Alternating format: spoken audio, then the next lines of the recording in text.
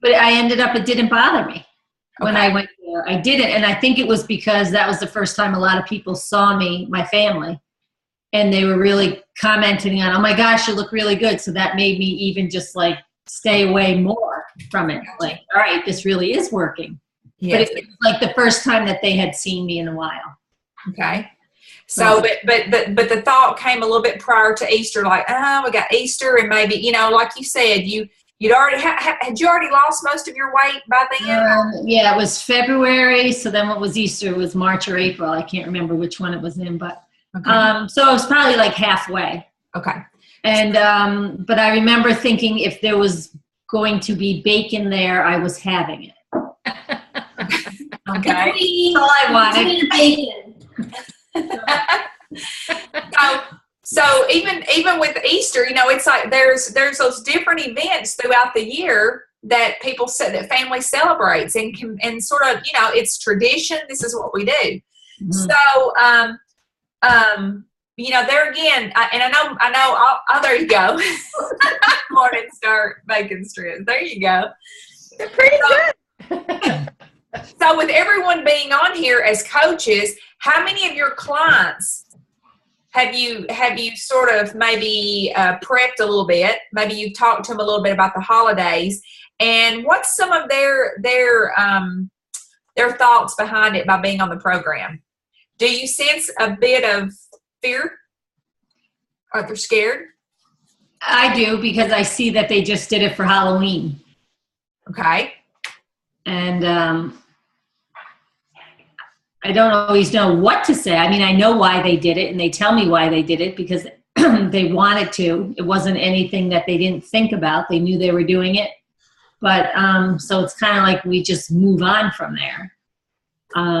But I was hoping people would get on here tonight. I had asked some people, but maybe they'll be on a little bit. Well, maybe it's just supposed to be all of us, so that way you guys can be able to go back and be able to share these things with them. Because I really think if we're truthful with ourselves, every one of us have had a thought going into, you know, with the program about thinking about, okay, we've got a birthday party this weekend. There's always some kind of event where food is the main topic. Right. So there again is asking your clients the questions, asking them the questions. Say, well, how do you feel about the holidays coming up with you on your program? And you basically, if you're talking to them on the phone, you will be able to tell by the things that they say, because your job basically is just to ask enough questions so that way they have clarity with what their choices are before they go into it. Rather than saying, oh, you'll do fine, you'll make it through it, don't you worry. That's not good enough for them. They need a plan. Okay, but we've got to find out what they're wanting to create. Well, they have a plan. Well, exactly. That's the key. It's like they have to realize, they have to own what they're doing, and that's where you have to lead them to that, because they're doing the plan. Yeah, they don't need to go in with a plan. They got the plan. They just got to learn how to, you know, to see. Okay, the plan. How many of your clients already right now have a plan, and you told them it's an optimal health program, but they still have a diet mindset? Quite a few. And it takes a while to get that. It takes a while. It takes a while with you actually, you know, reintegrating that, bringing it back to, it's like showing them till all of a sudden one day you hear them. I mean, it's like a light switch. It goes off. So first thing, ask your clients, hey, the holidays are coming up. So I have a question for you. What's your plan? What do you want to create through the holidays? Since you're on this program and you've got a goal set for yourself, and then let them tell you what their plan is. Let them say, well, like, and then that way it'll open up a conversation, so that way you can be able to give them some options. Two things. They first have a plan, like Hannah said, right? We have a plan of attack to be able to reach our goal. But what about what's your plan for your mindset? What kind of mind are you going to have going into the holidays? Because your mind is really, it's a sink or swim kind of thing. And then ask them the questions and listen to what they say back to you. I like to ask too, what's your favorite thing about Thanksgiving? And there are 90% of them are also food, just part of it. So you go, okay, what's your favorite food? And they'll tell you it's grandma's chicken and dumplings, or grandma's this, or grandma's that. And so you're like, okay, so how are you going to feel whenever those grandma's once in a lifetime dumplings are right in front of you? How are you going to feel about that? And they're going to be like, it's going to be hard. So, okay, say, let's talk about this one time a year thing. You're focusing so much energy on this being one time a year and you never get this. You've already put yourself there. So being able to bring them to this mindset of going, I get this every year. I get to experience this every year. How cool. Next year, I probably would want that, to participate in that. But what do you want this year? Mm-hmm. Letting them know that there's still that opportunity. There's still that option for them to be able to have those things. But right now it comes down to what matters most. And they have the choice. It's not going to be right. It's not going to be wrong. It's going to be what it is. And if you share that with them, say, and if those dumplings are calling your name and telling you those things, eat some. But just make sure you're mindful of what you're doing. And make sure you do the next step, which is follow the 5 and 1. Mm-hmm. Continuing on your path, because getting them out of the sabotaging, the key is not having them eat all the dumplings on their plate and eating some turkey and then some boiled custard and then some chocolate pie, and then before you know it, they're going in for seconds. It's being able to get them to this place of not sabotaging what their life, their self, who they are. They're actually going, yes, I participated in that, and it was a choice, and I'm glad I made that choice, and now I can move on. So, one key important question you must ask your clients, because there again, you're sort of bringing them back to what they're doing. But one key thing is you ask them, say, what do you want to create at Thanksgiving? See, that causes them to have to go, okay, so I got to create, okay, so, and then that way they're having to be mindful of, what do I want to create? What do I want? Okay? Because like Hannah said, some of those people, I'm one of them. My aunt's dumplings, and there's just certain things that it's a one time a year thing. So the thing is, we've got to be this very caring, gentle, like guide for our clients. So once you ask them what do I want, and they say, well, I really want to eat some of my grandmother's Thanksgiving dinner. Okay. So you want to eat some of your grandmother's dinner. So that's great. So you know everything, like, you had a time frame you're wanting to get to your goal. So is it okay with you if maybe this throws you back just a little bit? It's not really that it's going to affect you any way at all. But yet, is it okay if that week you don't lose as much weight as what you're used to losing? So you're asking them if that's okay. Mm-hmm. And then they have to be, yeah, that's okay. Okay, well, great. Okay, well, would you like for me to share with you what you need to do on Thanksgiving Day and still be able to participate with Grandma's cooking? They're going to say, yeah. I'll say, okay, that day is no different from Monday, Tuesday, Wednesday, Friday, Saturday, and Sunday. It's Thursday. So that morning, as soon as you wake up, between the first 30 to 45 minutes, you need to do you a meal replacement. Because, see, most people, what do they do whenever they know they're going to eat at Grandma's on Thanksgiving? Starve. They want to eat the whole day. Exactly. They want to eat anything all day. And what does that do to our bodies? It tricks our bodies because we've been on this steady blood sugar thing. Mm-hmm. So it's like the body goes into this, whoo, what's going on today? This is different. Okay. And then by the time they get to Grandma's, they have no mindset of what portion control even looks like, because they're starving. So you set them up, say that day's no different. So I want you to get up that morning and say, what time is it you go to grandma's house? We go at 12. Okay. So you're going to be getting up about what, 6? Yeah. So at 6:30, go ahead and have your first meal replacement and go ahead and fuel up to the time to go to grandma's house. And you'll be amazed at how that your portions will not be as big, because you've already fed your body with this good nutrition and you're not starving.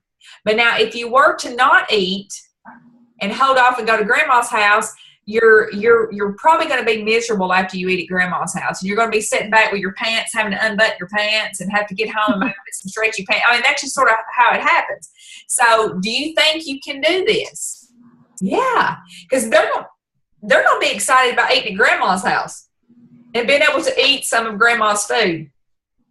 So there again, find out what they want to achieve that day. Guide them through the structure that it's not any different than the other days. And then once they do this, it's going to be very, very good for us to follow back up with them and ask how they did.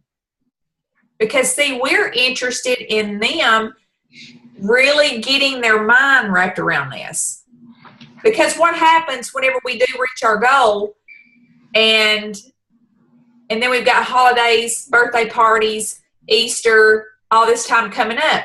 Do we just go back and forth with this old diet mindset, or do we live this lifestyle through those events too, but still be able to enjoy some of the foods that we want to eat? So basically what you're doing is you're sharing with them how you're setting them up for this optimal health mind. Okay? Because people do not want to feel like that they can never eat a piece of grandma's pie ever again. And none of us don't want to, I don't want to feel like that. I want to be able to have free will to whatever I choose to eat, I can. Well, that in itself causes an unhealthy, stable mind anyways, because that develops an eating disorder later on. It just does. It's like thinking that you can't have something because it's going to deviate you away from you having your results. And before you know it, you keep telling yourself, I can't have this, I can't have this, I can't have this. You'll eventually get to the point where you won't have anything because you feel so connected to that. So the key is getting their mind disconnected from food and focused on their life. Focused on why they're eating the stuff that they're eating, which is fuel for their heart and their soul and their body and their mind. It's not just, to help you lose a couple pounds off the scale. So I think that's where a lot of people get, misdirected, is they focus so much on stepping on that scale every week. And if numbers don't change, they sabotage themselves. They feel lesser than, they feel like they did something wrong. And that's the thing is like Mom said, getting them to feel like it's okay if they choose this. It's okay if they, alter their program, because they're actually like conquering mountains that way. They're actually being able to be okay with not being able to lose weight that week, or they're not focused on it. They're focused on enjoying their family, So all of you have been on the program. You have achieved your goals.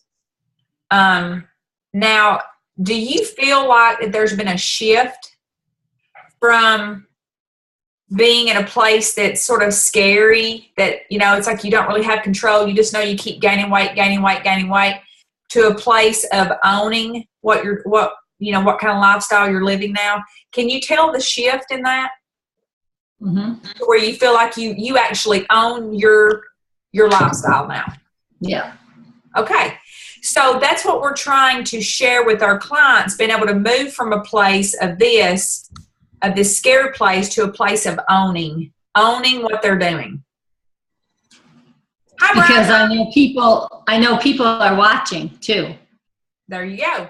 And then plus you being a health coach, makes it even more where you're owning it. Right. Because there again, you've made a choice to be a leader, to lead your own path. If you never got a client in the world, it wouldn't matter. It is motivation because you're holding yourself accountable. Mm-hmm. That's the whole battle of the man in the mirror. Brian and Amy, we're so glad to have you guys on. We've been sort of touching on How many of us love the holidays? Do you guys love the holidays? And what is it that you love about the holidays the most? Being around family and friends and being out from work. There you go. Presents. That's what we were talking about, family, food, and then for, what I've noticed in the 10 years of coaching is people get to be very mindless at that time. They don't have to think. They can just kick back with their feet up and just, not have to think. And so that's, I'm glad that you brought that up. So we've been sharing about the being able to have, having fear going into it. Have you guys ever been on a weight loss program before the holidays and you were almost scared because the holidays? You thought, man, how am I going to be able to do this? One time I was on Weight Watchers, I didn't even go to Thanksgiving. Okay, so you chose just to not go. Yeah. Okay. That was a mistake. It was a big mistake. Okay. But you can see how that's because they're, again, family. It's important to be around family. So it's been able to have a plan. And we were talking about having, what's your plan? All of us have a plan. But what's your mindset?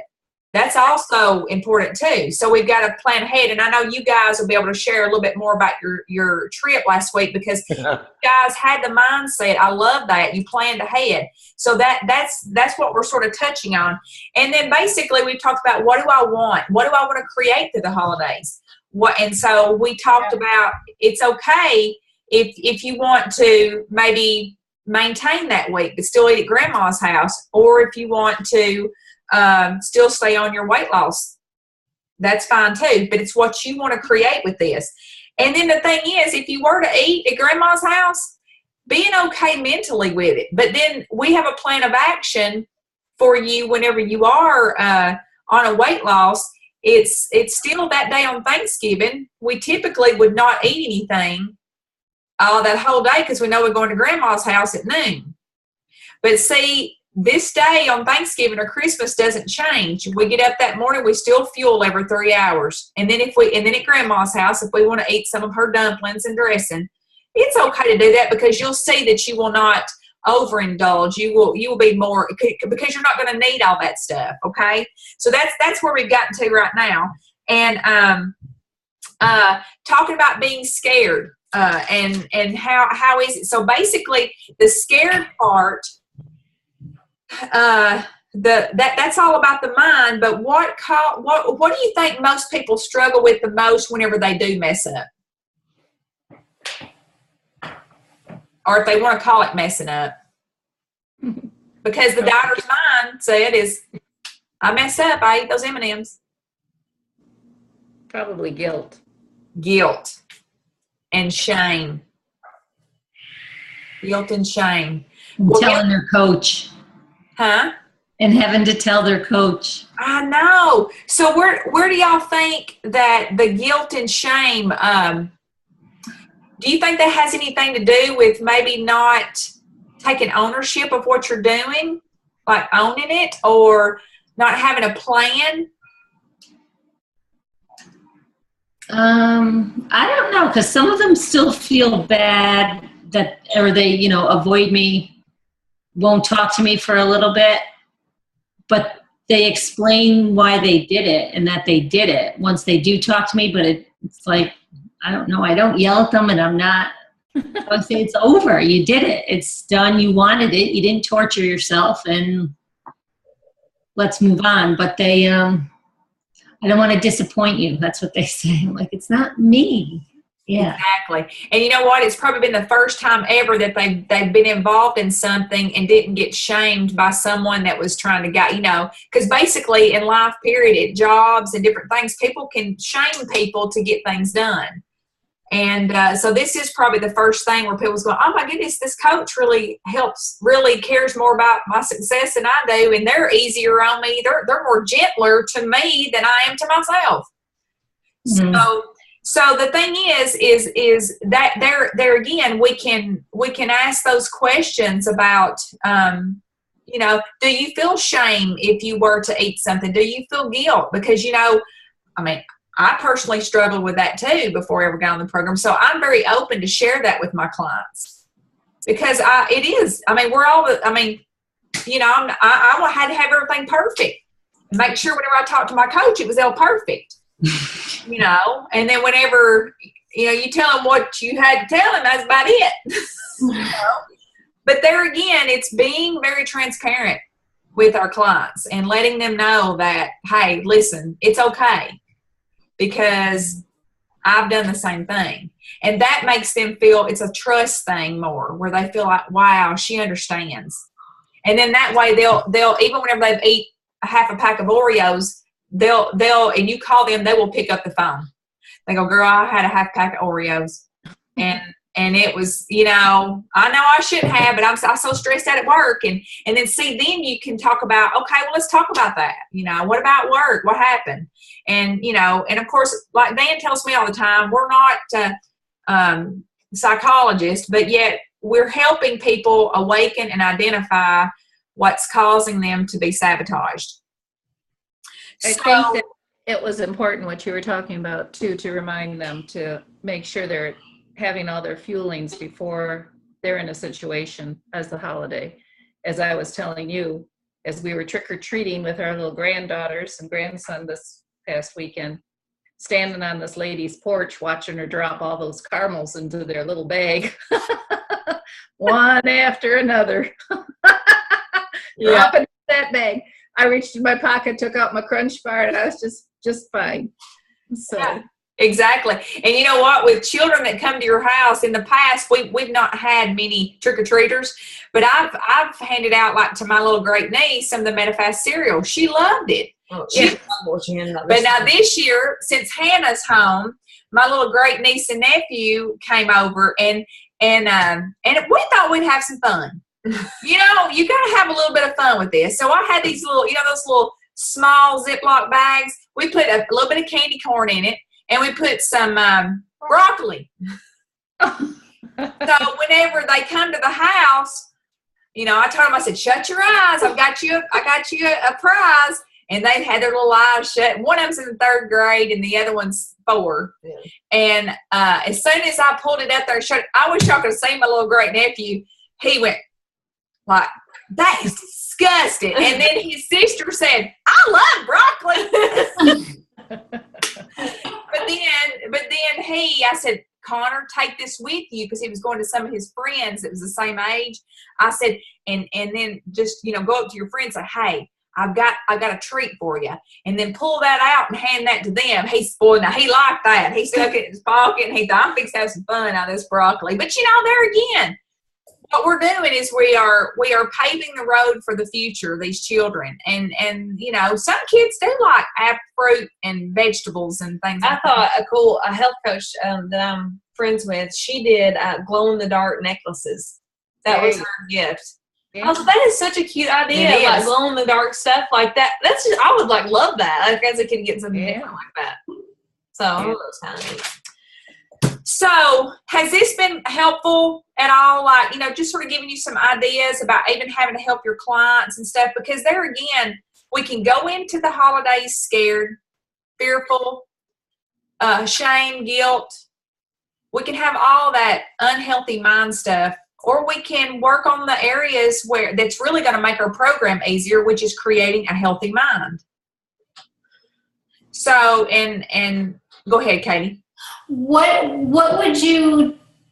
So is the lean and green replaced by like the turkey and the whatever what their meal is? Yes. Well, see, I've had some clients that do this. I'll ask, what do you want to create at this setting? And some of them says, hey, I want to still be in fat burning. I don't want to do anything. So what I do is I'll share with them how to focus on, and then the thing is, if you've got to take a dish, think about yourself. Think about, what am I going to take that's going to support me? So fill up on your lean and green. If you do eat a little bit more of, the portion size, that's okay. You've stuck with your lean and green. Mm-hmm. But then there's those that says, no, I really want a tablespoonful of grandma's dumplings, and I really want some dressing, and I want some regular mashed potatoes. Say, okay, well, what about if you try scanning everything and see what lean and green's there, and put, make that be your primary, and then have a little spoonful of this, because what was it, Debbie, you shared not too long ago, just that little taste. Sometimes that's all you need. Yeah. 3 bites. So there again, it's find out what they want to create.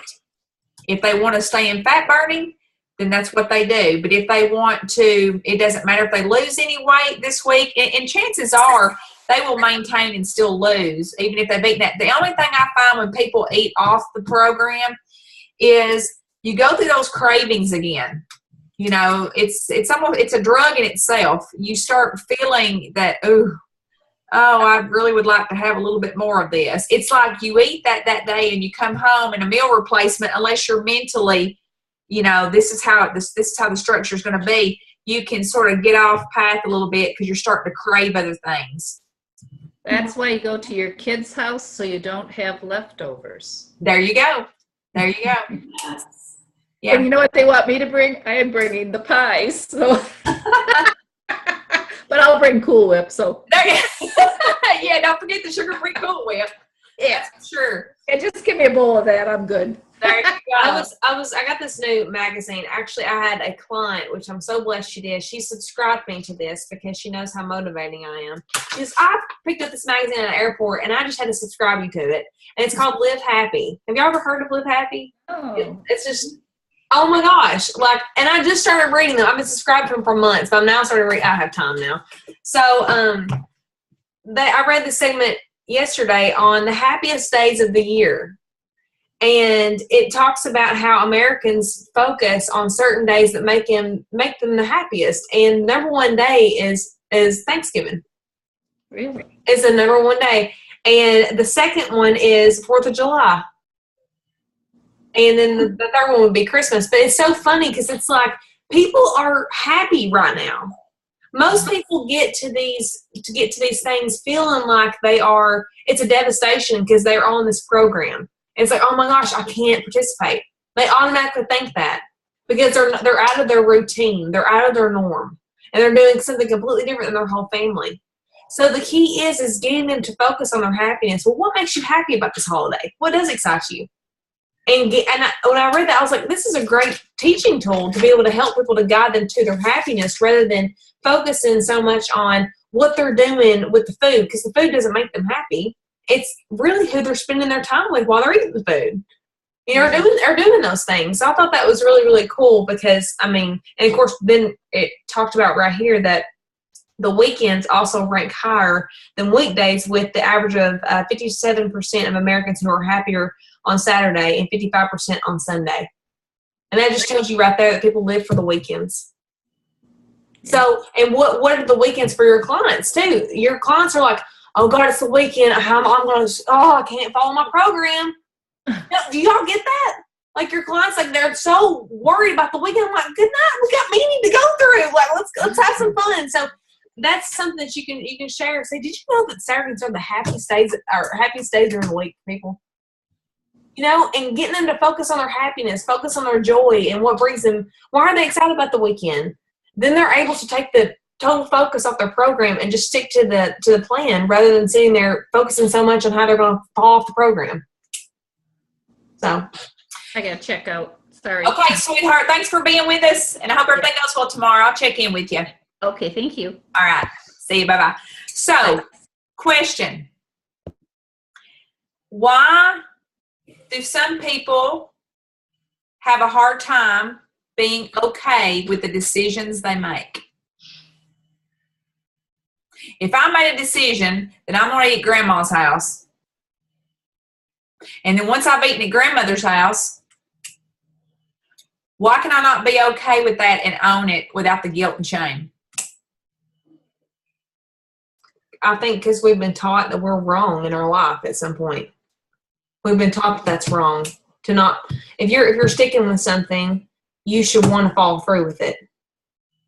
It's like something it's to me, especially too, if you have something kind of investment in it, you feel like it's a barrier hanging over your head to where you can't move forward. Does that make sense? Mm-hmm. Mm-hmm. Does anybody think it has anything to do with perfection? we're not supposed to, we're supposed to be perfect. Again, other people watching and like, see, I knew you couldn't. I knew you weren't going to be able to do. Yeah. Yep. So with your clients, sharing with them about being okay with the decisions they make. Be okay with what you make. If you want to sit down and eat a whole pie, be okay with it. Because this is what I know. Guilt and shame paralyzes you. It's like a brick on top of your head, a big boulder, and it's pushing you in the ground. But I know one thing about confidence and being okay with your decision, you flow like water. And it takes stress off your body. And the stress sometimes will cause people to gain weight. So there again is being okay with your decision. And I'm so glad Brian and Amy come on, because I really wanted them to share with all of you their experience, like their mindset before they went on their cruise. And Brian and Amy, Nancy's got some son that's just left on a cruise. When did you say they left, Nancy? Today. So, and they've been on the program for 2 weeks, and they plan to bring all their stuff with them. They didn't think it would be too difficult, so I'm waiting to hear. Yeah. Can't wait to hear. How'd it go? So Brian and Amy, if you can, just sort of share a little bit about your prior to going on your trip, like how you mentally planned and prepared, and what you did to get yourself ready for this adventure. Well, before we went, we planned and we talked and we got support from everybody. Everybody was like, yeah, you can do this. And wrong. I don't care how long you talk about it and everything.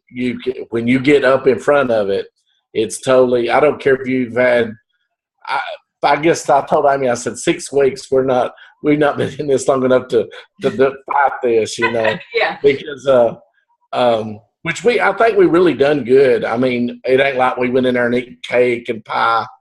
It was more like, when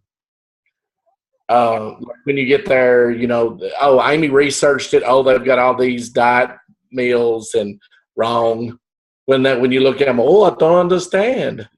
Eat. That's what they wanted you to do. So you kind of had to make best with what you had, and we did. We went on to the 4 and 2. Is that what we done? Yeah. And then we'd eat some breakfast, and try to keep it lean and light. I think what was that, white eggs with spinach. Ugh, but she loved it. But I seemed to have nothing. But we still kept over 3-hour meals and everything.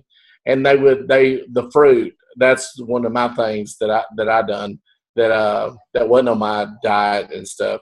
But it was kind of like I really didn't have I didn't really know what to do it.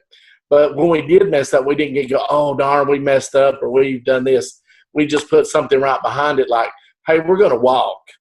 And we didn't take the elevators. You'd walk up the steps. You'd walk around the boat. If we got on an excursion or something, instead of, riding the little cart up there or something like that, we just walk it, And so we kind of, so awesome. We did a lot of walking. And believe me, my legs were sore from going up down them stairs. Mm-hmm. And please let me take the elevator. It's she's hard. She's rough. But anyway, that's what we tried to do. Like if we, not that to get bound up and that we messed up, it was more like, if we done this is how we're going to fix it. This is what we're going to do to fix it. And, we probably had a few cocktails we probably shouldn't have had. Probably a little fruit that we probably hadn't. But it was still, it wasn't nothing that was just like, believe me, I stared my mother-in-law down when she was eating her, what's that called? That chocolate lava cake. I'm sitting here like, slob and strawberry still likes cake. And, and I'm trying not to watch her, around this, but I did catch myself staring at her. Yeah, absolutely. Every little spoonful. Yeah. But that was kind of what we done, we weren't perfect on it, but when we did get off a little, we would try to compensate it with something else. And shoot, if you can do a week of a cruise, Thanksgiving, Christmas, it ain't gonna be nothing. It's gonna be nothing. nothing. I mean, when you're sitting here on the dock at 2:00 in the morning, and somebody sits down with a whole pizza, you know, go, you want some pizza? You know, and you're like, oh, you know, it's just unreal that there's just so much food, and you know, you just try to get up from that and go do something else or go somewhere else. And I noticed on this cruise too, I'm a people watcher, and I would see these people that would pile their plate full and have one in one hand and one in the other. Like they never eat before. Yeah. And it was just unreal. I was like, oh my goodness. Is that for one person or is that for two? And what you said, another thing was a trick. If you eat your little meals, you know, every 3 hours, which Becky said something about setting her phone. If you did, that was a really good thing, because if you didn't do that, you would get tied up and realize, hey, I'm not eating in 4 or 5 hours, you know. But as long as you do that every 3 meals, when you do see that food, you're not craving it as much. You know, you're already kind of full. I'm still on my diet and I've got stuff in me. So, you know, you just wouldn't want to, you know, like that. So that made it easier. Yeah. And I love Jamaica, Hannah. Loved it.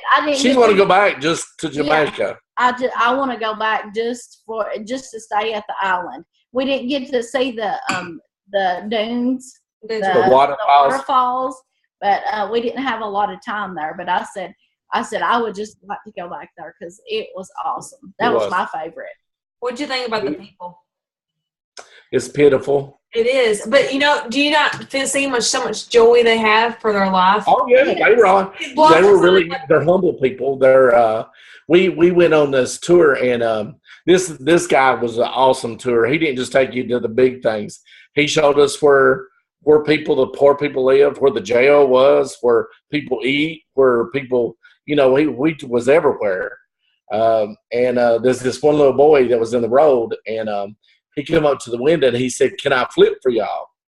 And we're all like, you know, what's that mean? And he's like, he's going to do some flips for y'all, but he's going to want $1. And we're like, well, tell him to flip. You know, go on and get it. And I'm telling you, this little feller started flipping. I mean, he could have been Olympic. I mean, flipping in the air and going downhill at the same time. Wow. With on one hand. And then he come back up there and, you know, we give him $2 or $3, and a few people in the back give him a couple of dollars.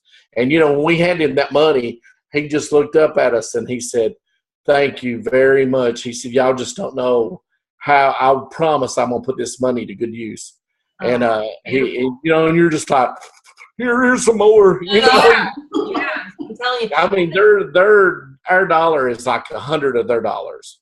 They said that was what it was equivalent to. Yeah, it's and something like that. Yeah, it's just, I don't know. And they live in little shacks and whatever they can put together. And it really makes you, you know, people in the United States, we got it so good. We do.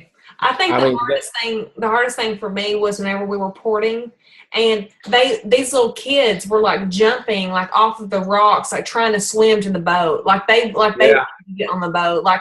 And to me, I'm like, I will take all you home, like come on, get my bag. And then I was thinking like, you know, that cruise has got so much food on there. I'm like, shoot, back that sucker up. Let's I know. It's beautiful. Feed some of these people.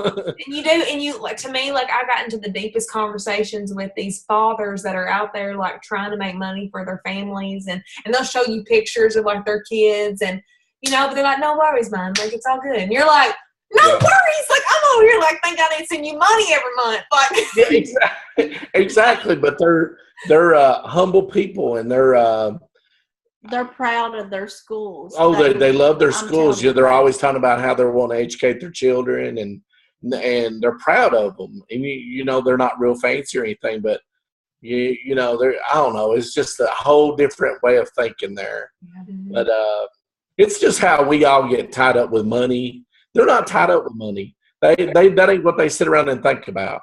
You know, they do their own little thing, and I don't know.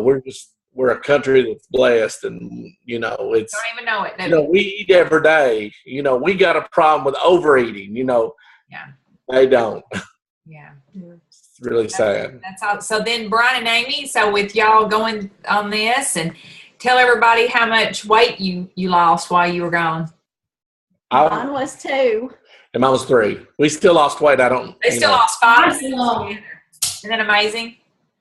But I believe it. I left 2 or 3 pounds on them steps. I'm telling you. Well, I think that's awesome, and I really appreciate y'all sharing your story because, like I said, it can be done. I mean, and it's and I'm sure, and just like I asked you guys, could you get around better this time than you did on your cruise so many years back? And you guys said, "Oh, heck yeah!" I mean, dude, I would have sit there and waited on the elevator last time. Yeah. You're just sitting there waiting on it, but instead, I'm just like, well, it's just 3 flights up. We'll run up there. What? Yeah, exactly. So you think about there again, like with Brian, you're getting close to 50 pounds. So if you think about a 50-pound bag of dog food, you throw it on your back. Yeah, you was carrying that around. The last time you went on a cruise, Amy, you was carrying around. It was, how much is it now? 21 pounds. Yeah. 21 pounds. So there again, 21. It's like carrying around 20 extra pounds. So you think about both of you guys there together, you've got about 70 pounds there where you're not carrying that around. That's why you can take those steps. Yeah. Yeah. And I can tell the difference in your legs and your knees and all that stuff of not dragging, Yeah, and I'm gonna post Amy's picture tomorrow. She sent me a picture of her today, and I mean, she got some curve. I said, "Check out Amy." She goes, "Dang!" I just think it's great. I think you guys done a great job, and like I said, you're proof that anybody can go and do something like that. Have a plan before you get there. Know what you want to create, but being okay if you do have a few cocktails. Right. We didn't feel guilty about nothing. That's we just, as soon as we did something, we're like, hey, we're going to do this to compensate that. Yeah, that's. And there was still, you could let yourself go if you wanted to. With the cake and. Because they just, even when they passed the dessert thing around the menu, and you said, "Nah, I'm not going to get nothing." What? I mean, they just kept pushing it. Let me go get you a surprise. And we're like, "No, we don't want no surprise." And then they bring it, and then you got to leave it. Oh, you talk about that's hard. Buy a little piece of pie. Yeah. Well, like I said, it's not really anything about the willpower. Or, it's like it could be willpower if you want it to, but willpower is something that's not stable. It doesn't last. But it's like whenever you know what it is that you want, and you've got a plan of action, willpower doesn't really put a thing, any kind of measure to it. It's more about this is what I want, this is what I'm going to create. Yeah, I can have anything that's there, but this is what I want now. So I really, it's exciting to hear what you guys were able to accomplish, and that is something that other people can grow from, just what you guys have done. And I've done that a lot, Lisa, what you said, like, get a little spoonful of something, and I'm like, that was good, but not go back and, out, just to get the taste in your mouth. And then, it was like over, it was just, something a little bit different. And then, it was, I don't know, it was just that little something different. And Exactly. That's good. Well, you're learning too, the balance. Yeah. That's something that's healthy for your mind, because you're like, I did it. I'm okay. Let's go. It's like you can move on from that. And that's such a freeing feeling to be able. We just spend a lot of time talking about that part of it. We planned before it, but once we had breakfast and I had a piece of cantaloupe, I didn't go, oh, I ate cantaloupe, I shouldn't have done that. And healthy choice. Yeah, it's just like, hey, now I'm going to have to walk. Yeah.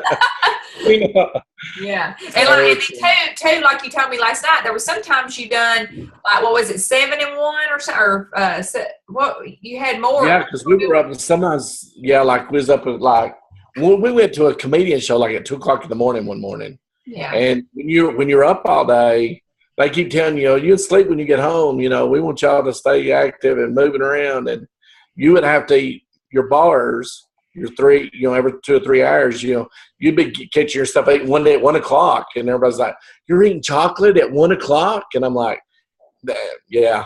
You don't even try to explain it. My mother, my mother-in-law, her mama was like, "Y'all are eating chocolate at 1?"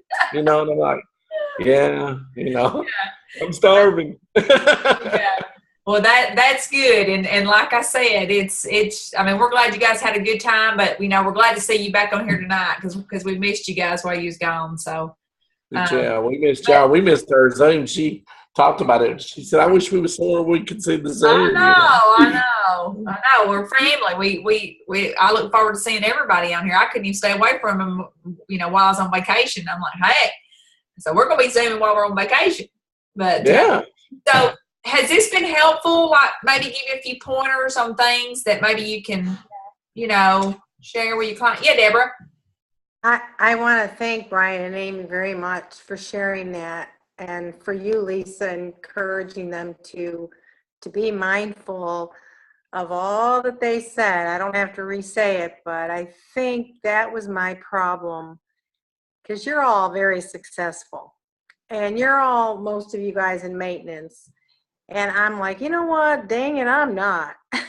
I'm not either. I'm way from maintenance. No, I'm talking about the others. That okay. You guys are well getting near there. But what I saw and learned from hearing you guys, and I want to thank you again, is that I didn't allow myself any freedom 3 years ago, and it's taken me a long time. Lisa's been, and I've been hearing it from everybody, but it doesn't matter if you hear it a million times. You have to receive it for yourself and be ready to accept it. And sometimes you just have to, it takes a while, and then you get it. And I'm starting to really be okay with, I'm going to have a little kitty hot fudge sundae, and I'm going to feel okay about that. Yeah. And I'm moving more, like what you said, Brian, and you and Amy, you did the stairs, that is so mindful, and it's not wrong. And yet when I look at my weight loss journey and my gain, and that I'm still not maintaining in 3 years, I'm not being angry at myself. I'm trying to give myself the grace to learn that, what you just said, that it's not a mistake. It really is allowed. I have to allow myself to eat things. I can't just be rigid and just stick, because I think it's too much of the diet mentality I had, and the perfectionism, and you got to do it right. And you know what? If you don't complete it, you're a failure. So all those terrible voices, it's been very destructive for me, and in my whole life. In fact, I was just sharing that this morning with my cousin, who is recently back on the program, and I was telling her to be free. You're at your kid's house with a new baby. It's okay if you have a drink every night, your little glass of wine. So as I talk to her, I'm talking to myself. But hearing you guys, it's just, I can't explain it, but it's just really given me a lot more freedom up here. So thank you for sharing that. Awesome. Yeah. What a job on the cruise. Like you said, Christmas and the holiday, you better believe that's going to be nothing. Nothing. Attitude, see, and I didn't have that attitude. I allowed myself to just stay on that line. And then the day I went off, 3 months, our anniversary, is when I started really condemning myself. And that was 3 years ago. I'm a slow learner. It's what we find a lot of it is self-worth. Yeah. And whenever you can be okay with it, it's not any kind of guilt or shame, period. You just love yourself and you go, I wanted it, and I'm good with it. So, but there again, everybody's self-worth grows through the program, I find, and staying connected. staying connected to people who knows, who understands, because we've all been there. Mhm. We've all been there. I think I'm lucky because I got Amy to bounce everything off of. I mean, really, if I could see like what Deborah was saying that, you know, if I can hear my mind saying the same thing she was saying, I'm my worst critic. Yes. But when I say it out loud to Amy, and she talks to me, I guess she should be a psychologist to have me as a husband. I'm telling you, because I can bounce stuff off her, and I feel better about it. You know, like that. So I get my strength from her because she's like, well, if you're going to do this, you know, she thinks it out more than I do. You know, I'm just already, oh, what did I do? Just like, here, we'll just go walk, you know. Yeah. Problem solved, you know, or something like that. And I'm lucky. I'm lucky I got a partner like that. Yeah. Yes, that's good. But she gets skinny, I don't know what I'm going to do. We're gonna maintain. We're gonna maintain. There's strength in twos, and that's the thing is you know, being able to be there, and I find too, if you can't find that with your spouse, find your growth partner, someone that can, like, you give them permission to hold each other accountable, hand out each other, you know, permission. And I love it when she tells me, like, Mom, now listen, you are da da da da da, and I'm like, okay. So then I look in the mirror and I go, okay, Lisa, do you want to work on that or not? And then if it's like, okay, yeah, I guess, then I go to work on it. But if it's like, if I say no, then basically I've still got that little stubborn, that little trying to control everything. So I'm really trying to surrender to all of that, because I find that some of your people that's closest to you can be your best teachers. Yeah.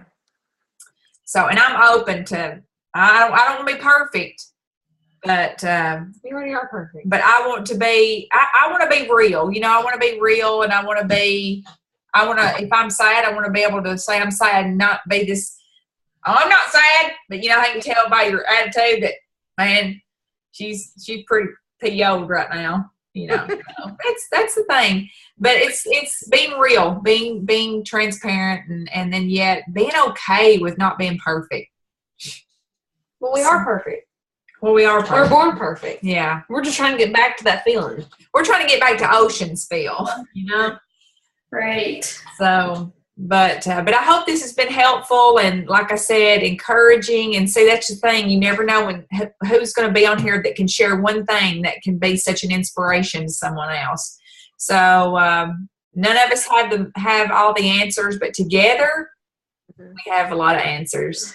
We can grow. So, but everybody have a great night, and thank you so much for being a part of this. And I did record it, so we'll post it too. So that way, if you want to go back and listen to it, or if you have some clients that want to listen to it, they can. So Thank you, everybody. okay. Well, everybody have sweet dreams. Thank you. Yay.